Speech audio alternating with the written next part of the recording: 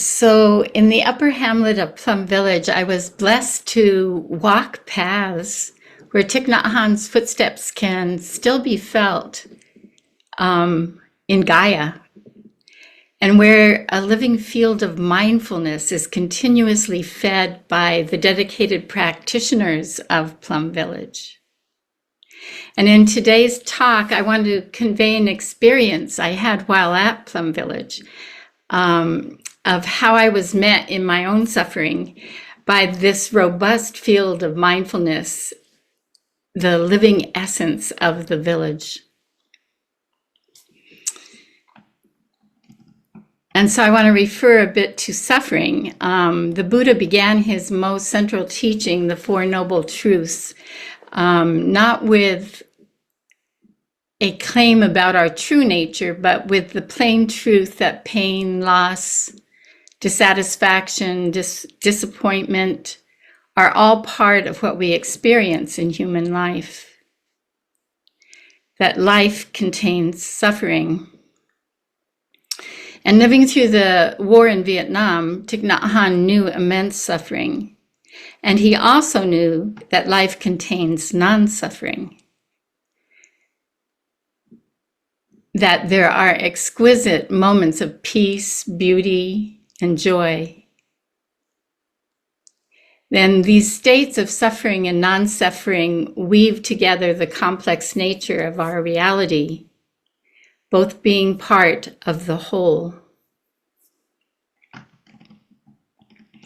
And while I was in a state of suffering, this extensive field of energy generated by the monks and nuns living in mindfulness was revealed to me. This field, I came to see, offers refuge and a dynamic resource for people who come from all around the world in hopes of relieving their suffering and becoming the peace we want to see in the world. And so the core of my suffering often comes up when I travel. So I arrived at Plum Village stressed from lack of sleep and raw and vulnerable. And I was slow to orient, and I missed the introductory tour to the upper hamlet, catching it just as the group of new guests returned. And the brother who led the tour noticed me, and he offered to give me a shorter version of the tour one-on-one. And his warmth really touched me. And when I left him, I went up to my room, and his loving kindness just released these tears. And I lay down on my bed and I fell asleep for 12 hours. I missed the first night's meditation. I missed the morning meditation. I missed breakfast the next day. But it was an amazing welcome to Plum Village. But then the second night, to my dismay, I lay awake with the slow burn of suffering filling up my body again. And through the thin wall between us, I could hear the noises of the person in the room next to me. And somehow during that day, his door had taken on making a sound that it was like someone blowing a flat note through a trumpet every time he opened the door and it shut again to go to the bathroom or get water or whatever he was doing. And my irritation and desperation started to grow. And though I have worked over the years with counseling, processing, spiritual practices to gain, my sense of equanimity, there is still a way I cannot control when my suffering starts to emerge. It comes from a much deeper place. And anyway, as I was lying there in the dark, stuffy room that I was in, I longed to be in love rather than in this mire of fear. I had come to Plum Village. I had left with the intention of strengthening healing in the world. And while I was lying there recalling my intention in the midst of my distress, The energetic field of Plum Village opened to me in this palpable, it was a palpable understanding and acceptance of my suffering. As Maggie named it in the last Dharma Talk, a spiritual othering began to take place, and it was dissolving the cloak of shame that I used to suppress my patterns of suffering. And within this illuminated wisdom light, my suffering emerged as an acceptable part of myself. And I heard the clear call to stand up straight, carry your suffering that you have received in this life, carry it with dignity. And I realized that carrying it with dignity, it could no longer diminish my wholeness, my worth. So expanding beyond the view of my separate self, I saw that each of us has suffering braided into our lives. We each carry stories of suffering which take over and then recede, and take over our being and then recede, pulsing throughout our lives. And in this moment, when I was no longer experiencing shame, I was released from the compulsive desire to hide my dysfunction at the times when it overtakes me. And the judgment that I only have worth when I'm fully functional softened. And a space widened my reality. And holding my suffering with newfound tolerance broke the pattern of destructive othering that I have carried out against my suffering self. And I realized how deeply humbling it is to begin to allow those around me to witness the states of my struggle when they're up. And yet, when we are able to hold each other's moments of disorientation with loving kindness, shame is released into healing. And such acts of caring and being cared for are key to our path of awakening together.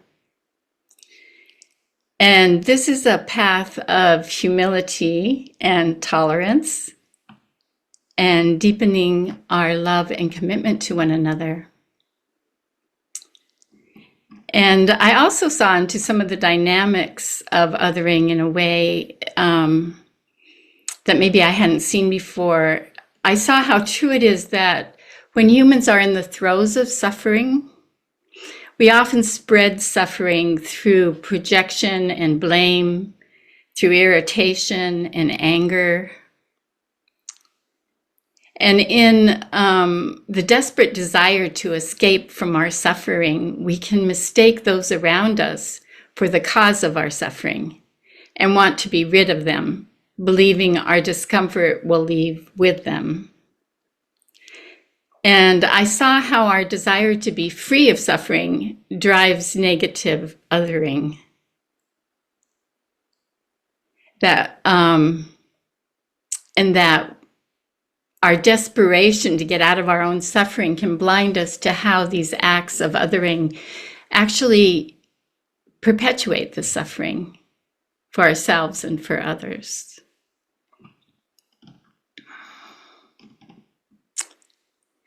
So while I was lying there that night and my relationship to my suffering shifted, a flow of loving kindness began to go out towards the person in the next room to me. And I realized that his suffering was also keeping him awake. And I began to pray for him to find a sense of peace that he might rest. And his well-being became my focus, and I became one with him. And the peace that I genuinely wanted to embody overtook me. And then a couple days later was the first time that I came face to face with him We hadn't met each other yet. And it was such a grace moment because he was no longer the object of my irritation or judgment. I had really entered his suffering, and the grace of spiritual othering was with us. And I just joyfully extended my hand and introduced myself and just felt so warm and loving towards him. And it was a graced moment that was really unifying. And so I just really have wanted to convey to you all that at Plum Village, the reality of the world being created through mindful practice is very real, very palpable. And an ability to listen and hear and send love through the subtle realms of our interconnection become a natural form of communication. And during the second week that I was at Plum Village, while Rasul and I were in the retreat for well-being of body and mind, we learned that the rhythm of life at Plum Village was consciously orchestrated to relieve trauma and generate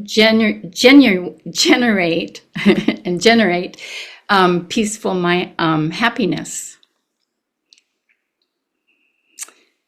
And the rhythm of every day included meditation, mindful eating, walking in nature, time to share the Dharma, time to serve the community, deep relaxation. And every week they have a lazy day, and there were times of silence and times to reveal our inner lives to each other. And then there was the singing. And that was just such a joyful, wonderful part of life at Plum Village, which began almost everything that we did. We would begin with songs. And Rasul will share a little bit more about that before we open to sharing. And I was just really taken how deeply Thich Nhat Hanh had insight into how to breathe into trauma and release joy. And the whole structure of what takes place there holds this and nurtures this intention.